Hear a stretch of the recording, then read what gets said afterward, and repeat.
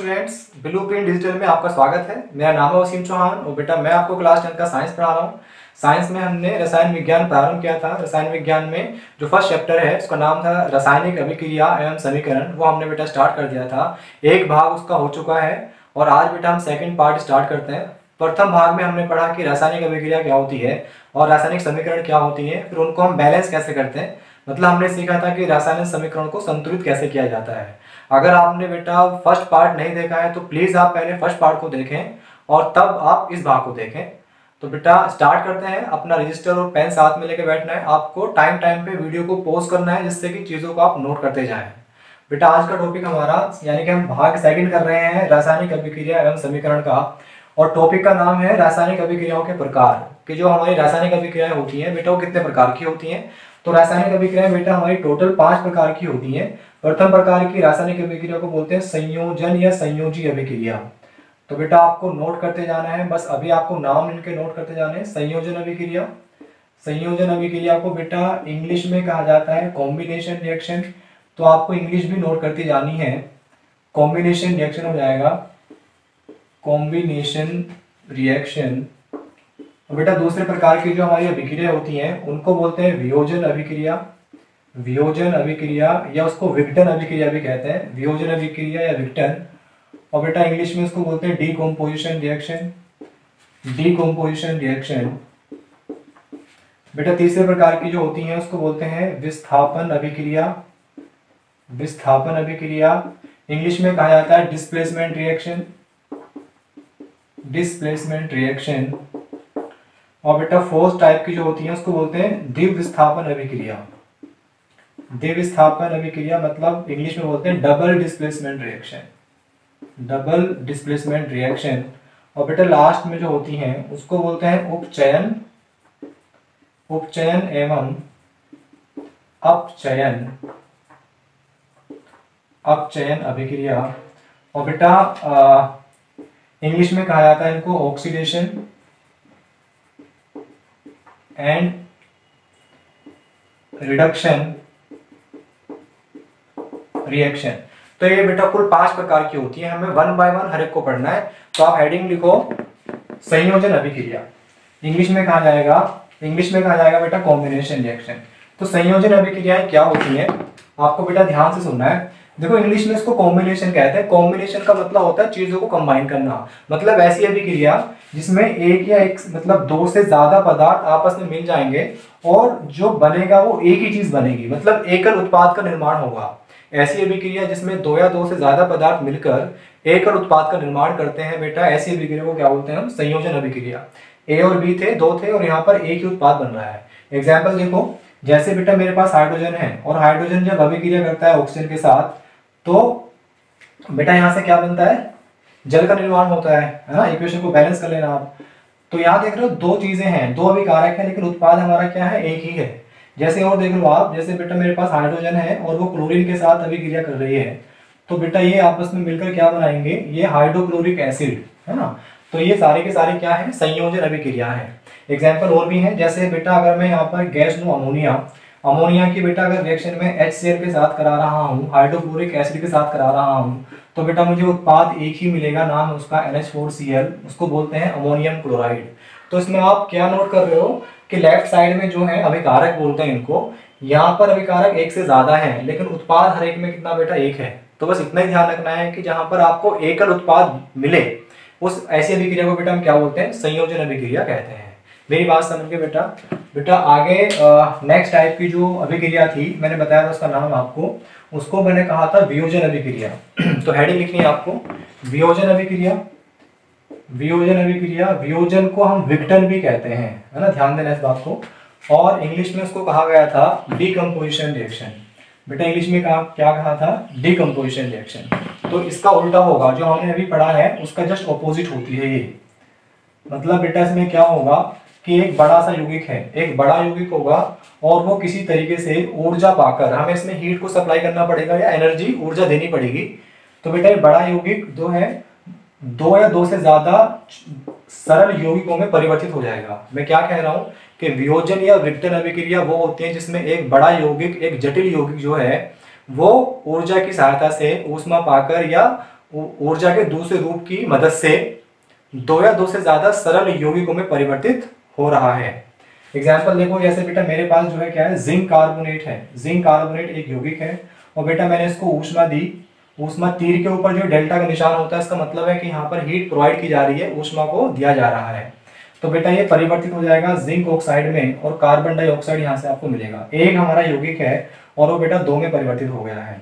इसी तरीके से जैसे बेटा हमारा होता है कैल्शियम कार्बोनेट। कैल्शियम कार्बोनेट को भी अगर आप हीट कर दोगे तो बेटा ये क्या होगा, कैल्शियम ऑक्साइड और साथ में कार्बन डाइऑक्साइड में बेटा क्या हो जाता है, परिवर्तित हो जाता है। ठीक है, अब यहाँ पर आप क्या देख रहे हो कि ये जो विघटन हो रहा है या ये जो वियोजन हो रहा है, ये ऊष्मा की मदद से हो रहा है ना। इसलिए इस प्रकार के वियोजन को बेटा हम क्या बोलते हैं, ऊष्मीय वियोजन कहते हैं, है ना बेटा।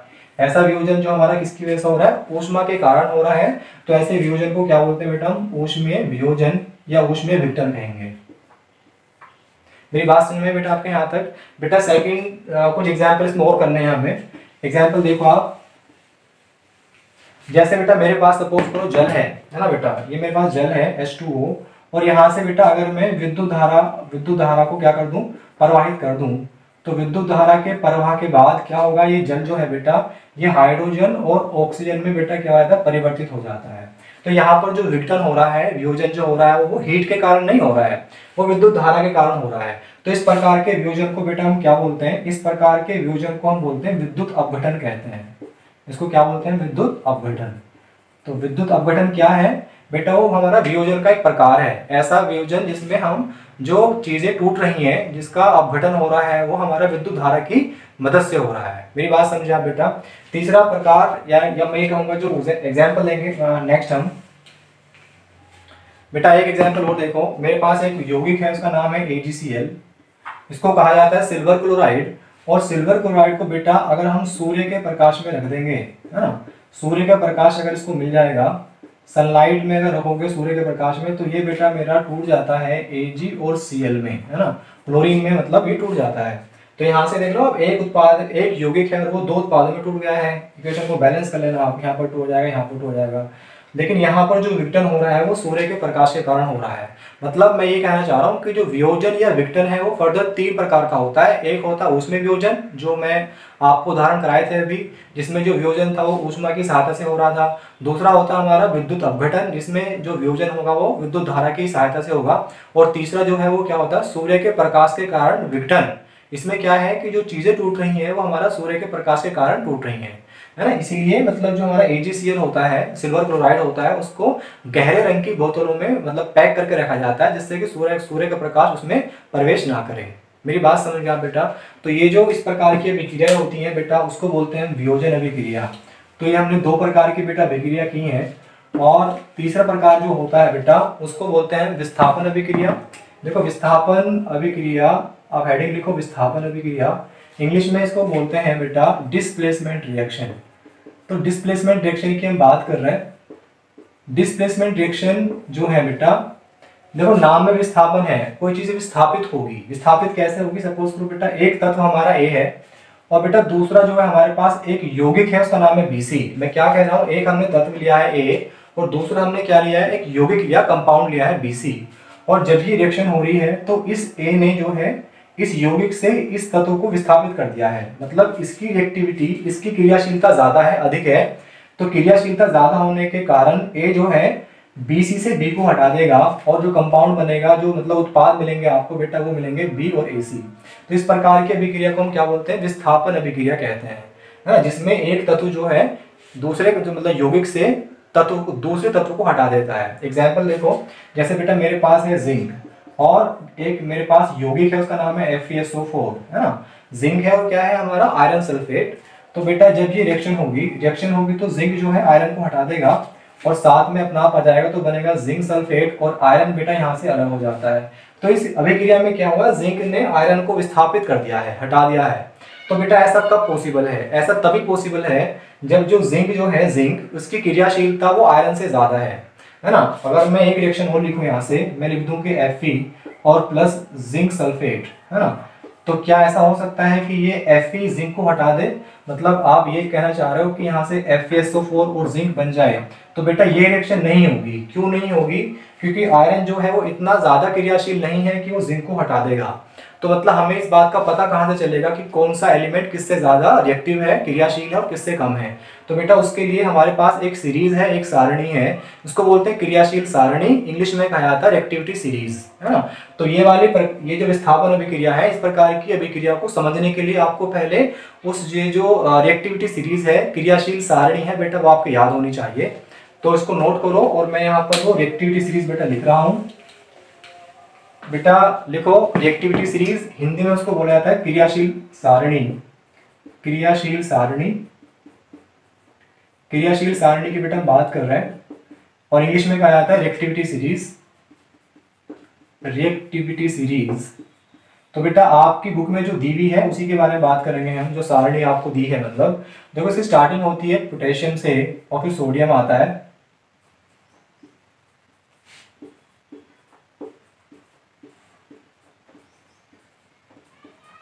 बेटा यहाँ मैंने कुछ तत्व लिखे हैं, ये हाइड्रोजन यहाँ पे लिखा, हाइड्रोजन को उसमें रेफरेंस पॉइंट मानते हैं।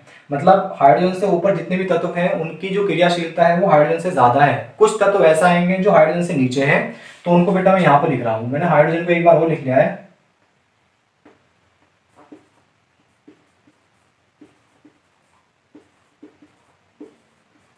बेटा ये तत्व हैं और इन तत्वों से मिलकर पूरी सीरीज बनी है, इसको बोलते हैं रिएक्टिविटी सीरीज या क्रियाशील सारणी।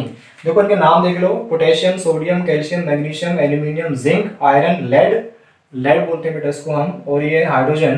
फिर यहाँ पे मैंने दोबारा लिखा हाइड्रोजन, और यहाँ कॉपर, ये बेटा है हमारा मरकरी, और ये सिल्वर, ये है गोल्ड, सोना, मतलब ये चांदी है, ये सोना है, ये प्लेटिनम है। अब देखो इसको याद कैसे करना है, इसकी बहुत सारी ट्रिक भी होती हैं। तो एक ट्रिक मैं आपको बता रहा हूँ, उस चीज को याद कर सकते हैं।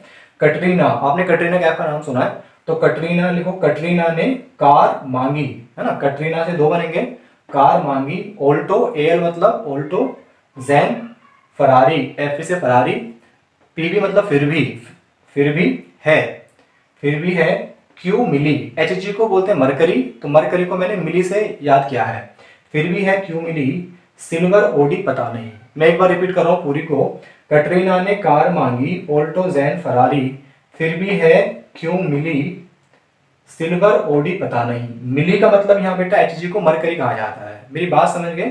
इसके अलावा और भी ट्रिक है, आप चाहो तो उनको यूज कर सकते हो, पर ये ट्रिक सबसे आसान होती है। अब देखो जो मैं आपसे बता रहा था कि जिंक है, जिंक बेटा रिएक्शन कर रहा था FeSO4 के साथ और बन रहा था यहाँ से क्या, यहाँ पर फॉर्म हो रहा था जिंक सल्फेट, और बेटा आयरन यहाँ से अलग हो गया था। तो ये तभी पॉसिबल हो पाया क्योंकि सीरीज में देखो जिंक जो है बेटा वो हमारा आयरन से ऊपर है, आयरन से ऊपर है। इसका मतलब जिंक की जो क्रियाशीलता है वो आयरन से ज्यादा है, लोहे से ज्यादा है, इसलिए ये हो पाया था। और अगर मैं आपसे कह दूं कि क्या ऐसा पॉसिबल है कि यहाँ से ये जिंक सल्फेट था और आयरन से रिएक्शन करा रहे हो, तो क्या हो जाएगा? तो ये रिएक्शन नहीं होगी, क्योंकि जो आयरन है बेटा, आयरन जो है जिंक से नीचे आता है, मतलब आयरन की क्रियाशीलता जिंक से कम है, इसलिए वो इसको हटा नहीं सकता है। तो डिस्प्लेसमेंट रिएक्शन यानी कि विस्थापन अभिक्रिया को समझने के लिए आपको ये सारणी याद करनी पड़ेगी बेटा। अगर ये आपकी याद नहीं है तो फिर इस प्रकार की अभिक्रिया को आप ठीक से समझ नहीं सकते हैं। तो ये एक छोटा सा काम है आपके लिए, आप इसको याद करो, है ना बेटा। तो ये हमने बेटा तीन प्रकार की भी हमने अभिक्रियाएं पढ़ी हैं, और विस्थापन अभिक्रिया हम कर चुके कवर। बेटा नेक्स्ट प्रकार की जो हमारी अभिक्रिया है उसको बोलते हैं द्विव विस्थापन अभिक्रिया। तो हेडिंग लिखो, द्विव विस्थापन अभिक्रिया, द्विव विस्थापन अभिक्रिया। तो बेटा द्विव विस्थापन अभिक्रिया क्या होती है? देखो नाम है इसका, द्विव का मतलब दो होता है ना। ये द्विव है इसका मतलब दो है, और विस्थापन मतलब विस्थापनी है, मतलब इसमें जो डिस्प्लेसमेंट होगा वो दो बार होगा। जैसे मैं क्या बता रहा था कि एक मेरे पास यौगिक है बेटा AB और दूसरा मेरे पास यौगिक है CD। मेरे पास दो यौगिक हैं और ये दोनों यौगिक बेटा इस तरह से आपस में अभिक्रिया कर रहे हैं कि मतलब जो मेरे पास उत्पाद बनेगा, है ना बेटा, वो उत्पाद ऐसे बना है कि AC मतलब A जो है C के साथ आया है और D बेटा B के साथ चला गया है, AC और BD, है ना। तो इससे पहले जो हमने पढ़ा था विस्थापन, उसमें एक ही चीज विस्थापित हो रही थी, लेकिन यहाँ पर क्या हो रहा है, दो चीज विस्थापित हो रही है, इसलिए इसको हमने क्या नाम दिया है, द्विविस्थापन अभिक्रिया, है ना। तो बेटा इसमें ये जो है जितनी अभिक्रिया हमने पढ़ी हैं अब तक, उनमें काफी इंपॉर्टेंट होती है। इसकी कुछ बातें आपको ध्यान रखनी है। देखो वो बातें कौन कौन सी हैं। द्वितीय स्थापन अभिक्रिया में जो अभिकारक हमारे प्रयोग होते हैं, या एक हो कि जो हमारे यौगिक होते हैं, तो बेटा वो हमारे कौन से हैं, वो आयनिक यौगिक हैं। आयनिक यौगिक मतलब आयनिक कंपाउंड, मतलब बेटा बात समझो प्लीज आप, कि यौगिक हमारे कई प्रकार के होते हैं। कुछ यौगिक हमारे ऐसे होते हैं जो हमारे आयनों से मिलकर बनते हैं, तो ऐसे हम यौगिक को क्या बोलते हैं, हम आयनिक यौगिक कहते हैं, है ना। तो जो इसमें यौगिक है वो क्या होंगे, हमारा आयनिक यौगिक होंगे। और जब ये अभिक्रिया हमारा प्रारंभ होती है तो ये जो हमारा यौगिक है ये अपने आयनों में परिवर्तित हो जाते हैं। आयनों में परिवर्तित मतलब आयनों में टूट जाएंगे, और आयनों में जब टूटेंगे तो फिर इसके आयन इसके पास जाएंगे और इसके आयन इसके पास जाएंगे, और तब जाके हमारे बेटा उत्पाद बनते हैं। मैं एक एग्जाम्पल के तौर पर आपको समझा दूंगा अभी। जैसे एक एग्जाम्पल देखो बेटा, एक एग्जाम्पल बेटा यहाँ पर एक यौगिक लिया है Na2SO4, है ना, और बेटा यहाँ पर मैंने लिया है BaCl2। तो और यहाँ से जो बेटा बनेगा उसको बोलते हैं, यहाँ बनेगा NaCl और साथ में बनेगा बेटा BaSO4। एक बनेगा बेटा क्या, BaSO4। तो यहाँ इसको एक बार बैलेंस कर दो आप। तो बेटा आप देखो इस रिएक्शन को समझो कि मतलब कैसे कैसे हुआ है। जब ये रिएक्शन हुई है ना बेटा, तो ये जो यौगिक है और ये यौगिक है ये अपने आयनों में पहले परिवर्तित होंगे। आयनों में परिवर्तित होने का मतलब ये है कि ये भी जो है Na+ में कन्वर्ट होगा और ये SO4 2 नेगेटिव में कन्वर्ट होगा। Na2SO4 टूटा है अपने आयनों में। आयन कौन कौन से बने, Na का धनात्मक आयन बना है और SO4 का, इसको सल्फेट आयन कहते हैं। इसी तरीके से बेटा ये टूटेगा Ba2+ में। 2 ये जो ऊपर लिखा होता है इनके, वो बेटा इनके एक तरह से संयोजकता भी होती है, वैलेंसी भी होती है, और ये जो है Cl नेगेटिव में टूटेगा। अब बेटा देखो इसका जो ये धनात्मक आयन है वो दूसरे वाले के ऋणात्मक आयन के पास जाएगा। वो कहाँ जाएगा, यहाँ पे जाएगा। और इसका जो ये ऋणात्मक आयन है वो दूसरे वाले के धनात्मक आयन के पास जाएगा, है ना बेटा। इसीलिए NaCl के साथ कंबाइन हो क्या बना है, NaCl बना है, और SO4 जो है बेटा Ba के साथ कंबाइन हो तो क्या बना, BaSO4 बना है। तो बेटा इसमें क्या ध्यान रखना है आपको कि जब जब द्वितीय स्थापन अभिक्रिया होती है तो जो यौगिक होते हैं वो यौगिक का नेचर, उनकी प्रकृति होती है कि वो हमारा आयनिक यौगिक होते हैं। दूसरी बात आपको ध्यान रखनी है कि ये जो यौगिक हैं वो पहले अपने आयनों में टूटेंगे और फिर आयन में टूटने के बाद उनका स्थानांतरण होता है। आयनों का क्या होता है बेटा, स्थानांतरण। इसके आयन उसके पास, इसके आयन इसके पास। मेरी बात समझ गए। और बेटा जो उत्पाद आपको मिले हैं उसमें से एक उत्पाद ऐसा होगा कि जो हमारा बेटा क्या होता है, अवक्षेप बनता है, सॉलिड होता है, ठोस होता है और नीचे बैठ जाता है। तो जब जब हमारा द्वितीय स्थापन अभिक्रिया होती है तो उसमें बेटा एक ठोस अवक्षेप बनेगा और जो नीचे बैठ जाएगा उसको इंग्लिश में बोलते हैं प्रेसिपिटेट।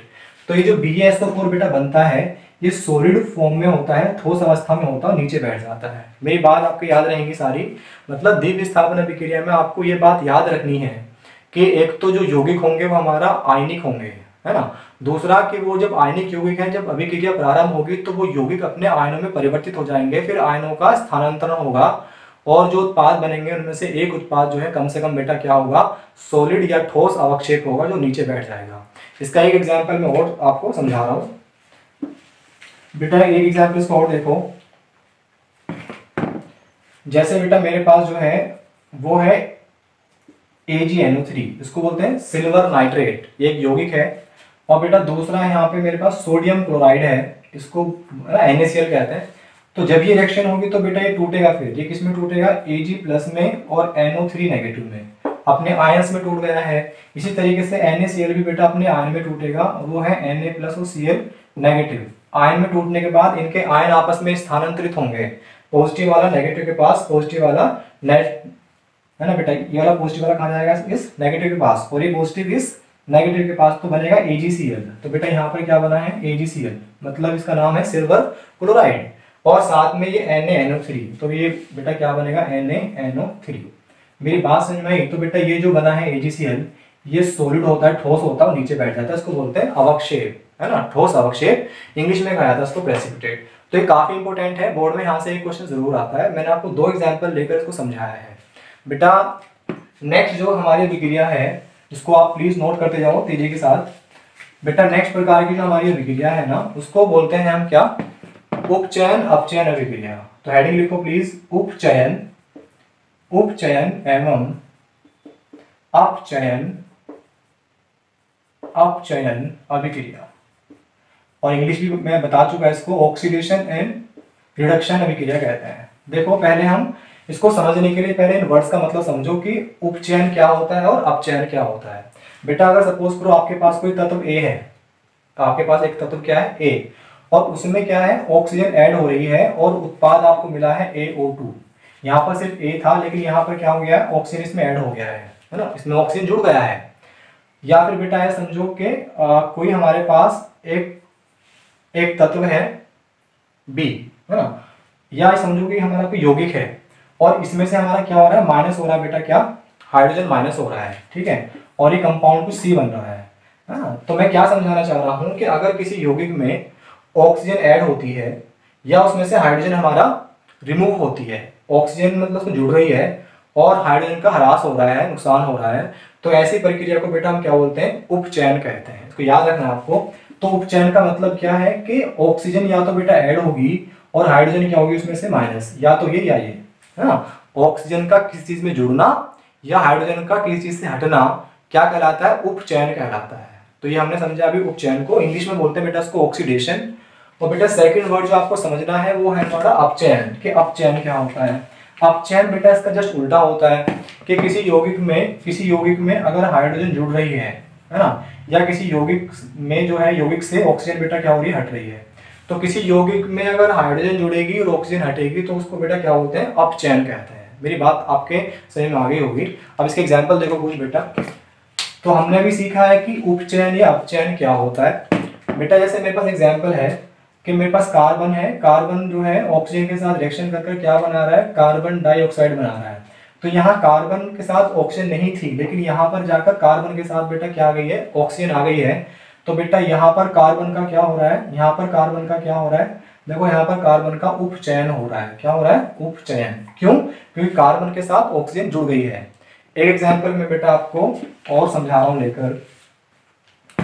जैसे समझो मेरे पास बेटा CuO, कॉपर ऑक्साइड कहते हैं इसको, और इसकी अभिक्रिया में हाइड्रोजन के साथ करा दूं तो यहाँ से क्या प्राप्त होगा, कॉपर बेटा यहाँ से अलग हो जाएगा और H2O मतलब अलग यहाँ पे फॉर्म होगा। तो कहानी क्या है कि यहाँ देखो कॉपर ऑक्साइड है और यहाँ पर कॉपर ऑक्साइड जो है वो कॉपर में कन्वर्ट हुआ है ना। तो यहाँ से कॉपर ऑक्साइड से यहाँ तक जाने में ऑक्सीजन हट गई है, और जब जब ऑक्सीजन हटती है किसी भी यौगिक से तो उसको वहां पर क्या हो रहा होता है, वहां पर बेटा हमारा क्या अपचयन हो रहा है। तो यहाँ पर बेटा क्या हुआ है, अपचयन हुआ है। अपचयन मतलब कॉपर ऑक्साइड का अपचयन हुआ है। मेरी बात समझ गए आप। और यहाँ पर देखो हाइड्रोजन था लेकिन यहाँ पर हाइड्रोजन के साथ बेटा ऑक्सीजन भी आ गया है, यानी ऑक्सीजन इसमें जुड़ रही है, और जब जब ऑक्सीजन जुड़ती है तो उसको बेटा क्या बोलते हैं, हम उपचयन कहते हैं। तो यहाँ पर बेटा क्या हो रहा है, उपचयन हो रहा है। यहाँ पर क्या हो रहा है बेटा, उपचयन हो रहा है। मेरी बात समझ गए आप यहाँ तक बेटा। तो ये बेटा हमने पढ़ा उपचयन और अपचयन अभिक्रिया है। मैं एक बार और रिपीट कर रहा हूँ, अगर किसी यौगिक में हाइड्रोजन जुड़ रहा है और ऑक्सीजन हट रहा है, हाइड्रोजन का जुड़ना और ऑक्सीजन का हटना, तो बेटा उसको हम अपचयन कहते हैं। क्या बोलते हैं उसको, अपचयन। और अगर क्या हो रहा है कि ऑक्सीजन जुड़ रही है या हाइड्रोजन हट रही है तो उसका क्या हो रहा होता है, उसका उपचयन हो रहा होता है। तो बेटा ये हमने कुछ अभिक्रियाएं पढ़ी हैं जो कि क्या थे, रासायनिक अभिक्रियाओं के प्रकार। मैंने बताया 5 प्रकार के होते हैं। तो बेटा इस पार्ट में हम इतना ही करेंगे। थर्ड पार्ट जो आएगा उसमें हम जो है कुछ प्रैक्टिस करेंगे अब इन अभिक्रियाओं की। वहाँ आपको पहचान कराऊंगा मैं कि कौन सी अभिक्रिया किस प्रकार की है। और बेटा कुछ टॉपिक इसमें रहते हैं जैसे रेंसिडिटी क्या होती है और कोरोजन क्या होता है। तो बेटा पार्ट 3 भाग 3 आएगा। बेटा टॉपिक को समझने के लिए ये हमारी बुक है, ये बुक बहुत अच्छी है। इसमें कुछ ऐसे फैक्ट भी हैं जो इंपॉर्टेंट हैं और इंटरेस्टिंग फैक्ट्स हैं। तो अपनी नॉलेज बढ़ाने के लिए आप इस बुक को फॉलो कर सकते हैं। और बेटा इस बुक में NCERT के जितने भी क्वेश्चंस हैं, इन टेक्स्ट क्वेश्चन और जो उसके अभ्यास में क्वेश्चन दिए हैं, उन सभी को सोल्व किया गया है। हमारे चैनल को आपको सब्सक्राइब करना है, शेयर करना है और बेटा लाइक करना है, और अपने दोस्तों तक बेटा ये मैसेज को पहुंचाना है। अपना ख्याल रखो, आप पढ़ते रहो फोकस के साथ। Okay bye.